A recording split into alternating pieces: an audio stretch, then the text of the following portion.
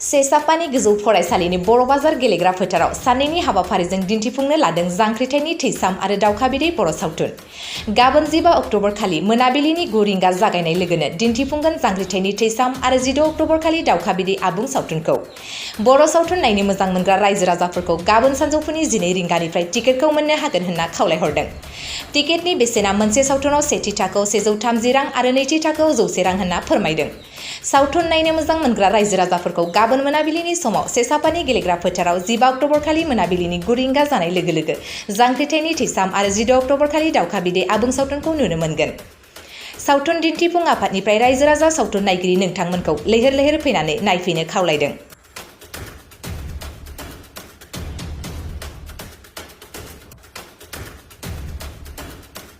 जोङो माने सिनेमा श' दिन्थिफुंनाय साननैनि थाखाय हाबाफारि लादों।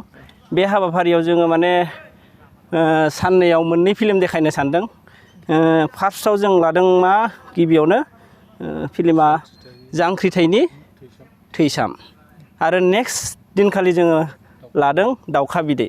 बे मोननै फिल्मखौ जोंनि सेसापानि ओनसोलनि रायजो राजाफोरा माने नायनो गोबां हांखुर जानानै दङ। बेनिखायनो जोङो माने रायजो राजाफोरनो दिन्थिफुंनो थाखाय माने जोङो टिकेटनि बेसेन लानानै माने जों दिन्थिफुंनो हाबाफारि लादों, जाहाथे जोंनि ओनसोलाव थानाय रायजो राजाफोरा माने हारिमुवारि अनफावरि हिसाबै बा हारिमुवारि सिबिथाय बा सिबिनाय बा सिबिनानै मोजां मोनग्रा रायजो राजाफोरा जोंनि फिल्मखौ नायफैगोन होननानै आं लैहोर लैहोर फैनानै नायफैनो थाखाय आं गुरै खावलायनाय जाबाय।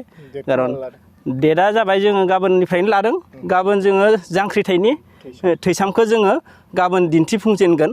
जोङो अलरेडि पारमिसनबो लाखाबाय आउटपस्टआव। बे हिसाबै जोङो गाबोन फैबाय थानाय समाव जोंनि फिल्मखौ माने मोनानि 9 रिंगानिफ्राय जोङो जागायजेनगोन।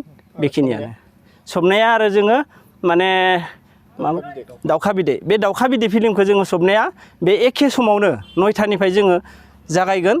उनावहाय जोङो 9थानिफ्राय जागायनानै बा एसे सोरांस्लाबाबा जोङो लास्ट माबा हिसाबै एलबाम होनानैबाबो गोजाननिफ्राय फैनाय मानसिफोरखौ सोरां होहोनानै हगार हरनाय जागोन आरो बेखिनियानो।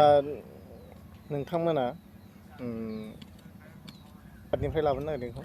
दा जोङो बेयावथ' आफाद हिसाबै बुंनो थाङोबा जोङो माने सेसापानि आनसलिक स्पर्ट एस'सिएसन होननाय जोंहा मोनसे आफाद दङ। बेयाव गासैबो मावथिफोरा माने जोंनि माबायाव सिनेमा जिथु दिन्थिफुंनायाव लोब्बा दङ।